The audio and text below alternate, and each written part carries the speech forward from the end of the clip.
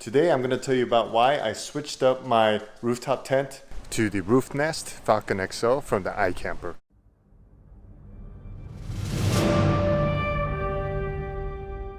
You know that I used to carry the iKamper Skycam 2.0, which carried about 3 to 4 people. Now overall, I consider that a great tent. It has its strengths, and it certainly has its weaknesses. You also probably know that I used to have a lower bed rack, which I replaced with the Lightner Designs bed rack, which sits higher. So as a result, with my vehicle lift and the bed rack, I would need over 7 feet of height clearance in order to be able to fit in my garage. But since I couldn't do that with the iKamper, I had to find an alternative. And by some luck, coincidentally, Roofnest reached out to me and wanted to send out a tent for me for testing. Now, looking through the website, I realized there was a tent that can fit 2 to 3 people, and when packed down, is much slimmer than the iKamper. Now, I've used this tent on a few trips so far, and there is something that I've noticed right away compared to the iKamper and any other previous rooftop tent that I had. The setup time and the breakdown time is much faster.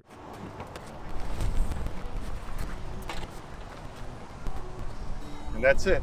Now the great thing about this is if you do pull into camp and there's unexpected adverse weather, like if it's raining or if it's snowing pretty hard or windy or whatever, all you have to do is just do what I just showed you and you're pretty much all set. Now there are some times where I do park somewhere, put out the rooftop tent and realize maybe I want to move it around to another spot in the campground. Now if I did that on another fold out tent where the ladder is attached to the fold out point, I would need to close it back up to get the ladder off the ground to be able to move the rig and drive it around. Whereas in this design, all I need to do is just detach the ladder and the tent could be still fully open and I can still drive the rig around. As you can see, because this is the XL version, it is wider from side to side. You got pouches like that on either side of the interior. You do have this cargo net inside. Also in the back wall over here, you do have like this quilted type of design and material. So the benefit of something like this is that in the morning when there's condensation, we don't see it here. Now we got doors on both sides over here and the mesh is on the inner layer.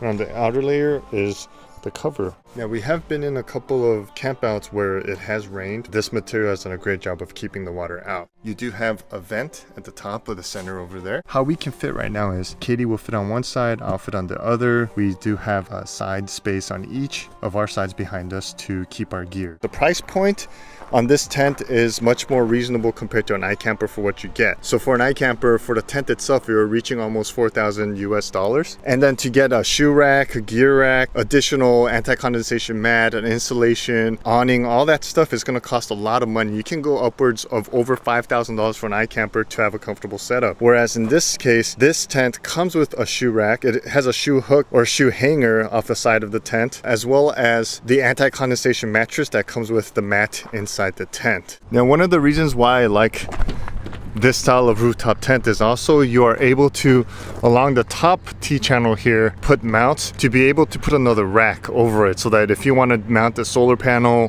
put canoes, kayaks or something, or bikes on top of this rooftop tent, you can actually install those and have them on there as well.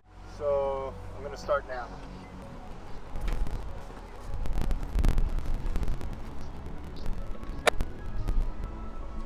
And that's it.